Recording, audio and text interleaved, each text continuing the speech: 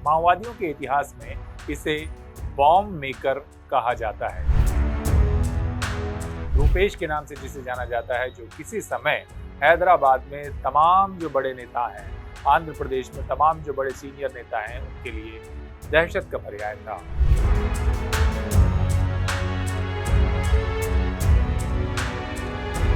कई बड़े हमलों का मास्टरमाइंड। एक कांटेक्ट नंबर, मेरा कांटेक्ट नंबर दे रहा हूँ, आप लोग इसमें कांटेक्ट कर सकते।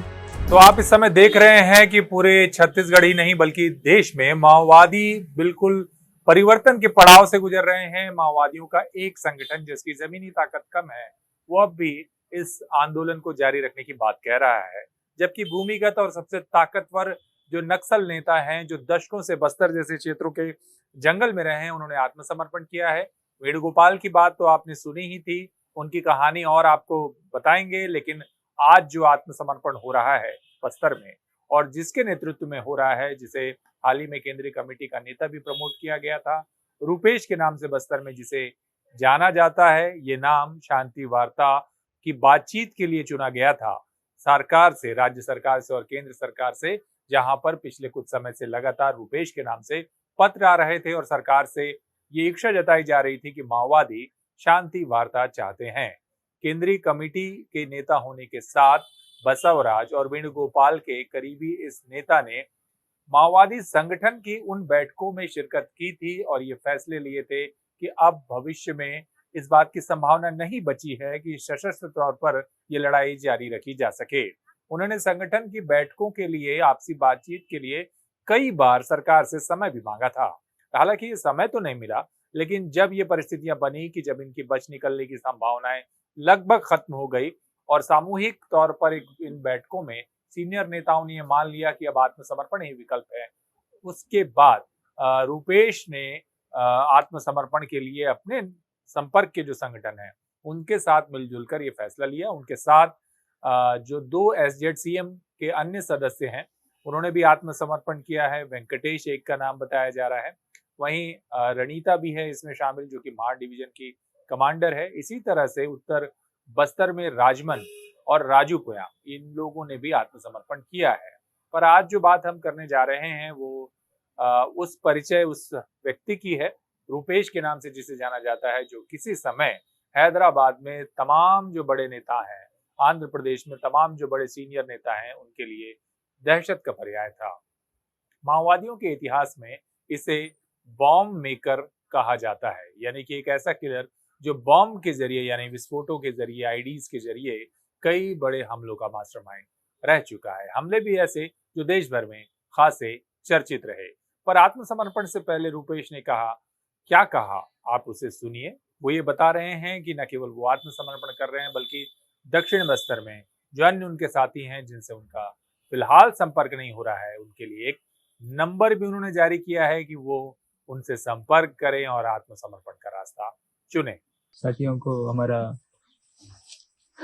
जो साथी लोग हैं, जो सशस्त्र संघर्ष को जारी रखना है करके जो तय किया, साथी लोग भी अभी हम जिन विषयों को लेकर हमने ये निर्णय लिया, इसमें विद्यार्थी साथियों को तो हमारा जो तरीका है, तरीका हमने लिया उस पर आपत्ति है, लेकिन वो तरीका किस स्थिति में हमने उस तरीका को अपनाया, इसे समझना है करके मैं अपील कर रहा हूँ साथी लोगों को।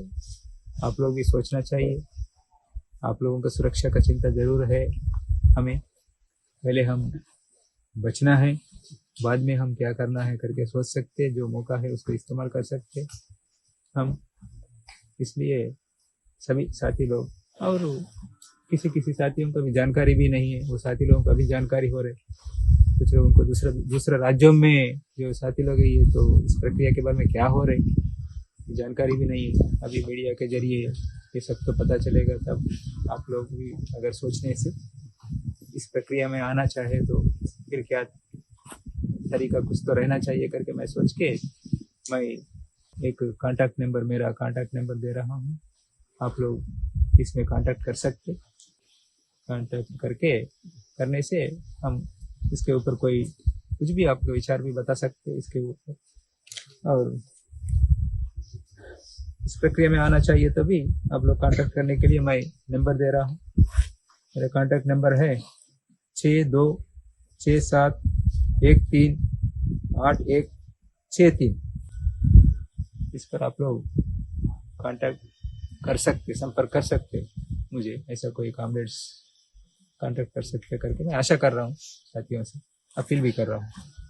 अब आप कुछ तस्वीरें देखिए, ये तस्वीरें हैं उन जगहों की जहां से माओवादी बाहर निकल कर आ रहे हैं और आत्मसमर्पण कर रहे हैं। अलग अलग टोली में ये सारे लोग इंद्रावती के दूसरी तरफ, जिसे लगभग अबुझमाड़ का क्षेत्र कहा जाता है और दशकों से माओवादियों का एक जनताना सरकार का मुक्त क्षेत्र रहा है। इंद्रावती नदी वर्षों से दक्षिण बस्तर में माओवादियों की सरकारें और उनकी प्रभाव के क्षेत्रों को और राज्य सरकार के प्रभाव के क्षेत्र को वर्गीकृत करती रही है और आज वही सीमा पार करके माओवादियों ने आत्मसमर्पण किया। ये तस्वीरें जंगल से बाहर निकलते हुए उन नक्सल नेताओं की है जिनमें नक्सली बड़े हथियार लेकर चलते दिखाई दे रहे हैं। AK-47 इंसास जैसे हथियार जो बड़े नेता हैं वो आगे लेकर चल रहे हैं, उनके पीछे उनका वो कैडर जिसने अब आत्मसमर्पण का रास्ता चुन लिया है।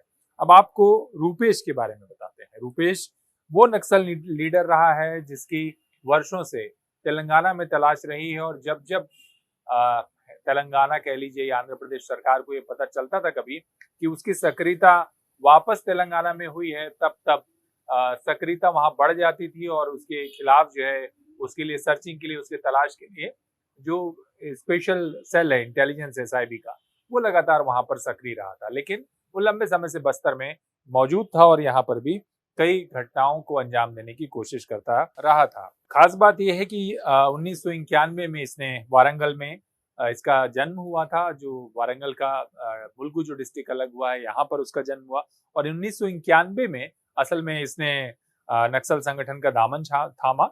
ITI पॉलिटेक्निक में करने के बाद इसने नक्सलियों के संगठन को ज्वाइन किया पीपुल्स वॉर ग्रुप के नाम से और 1999 तक ये हैदराबाद के जो हेड ऑफ एक्शन टीम बनाई गई थी, जो कि ऐसे पॉलिटिकल लोगों को टारगेट करने के लिए थी जो इस विचारधारा के खिलाफ माने जाते थे और उनकी पकड़ को कमजोर करने की कोशिश कर रहे थे। उस लिहाज से ये हैदराबाद में रहते हुए इन्होंने ये इस एक्शन टीम को हेड किया और इस एक्शन टीम ने किया क्या, आप सोच कर देखिए कि कितना हौसला रहा होगा इनका कि इन्होंने 2010 में माओवादियों की इन्होंने जो घटनाएं अंजाम दी उसमें मुख्य रूप से इन्होंने आंध्र प्रदेश में ही IPS officer KS Umesh Chandra की हत्या कर दी थी। ये माना जाता है कि ग्रेहाउंड्स के लिए जो फोर्स तैयार हो रही थी नक्सलियों से निपटने के लिए, उसके जो रणनीतिकार थे ऐसे IPS, उनको निशाना करते हुए हत्या की गई। साल 2000 में इसने लैंडमाइन ब्लास्ट करके आंध्र प्रदेश के जो होम मिनिस्टर थे M माधवा रेड्डी की भी हत्या कर दी थी।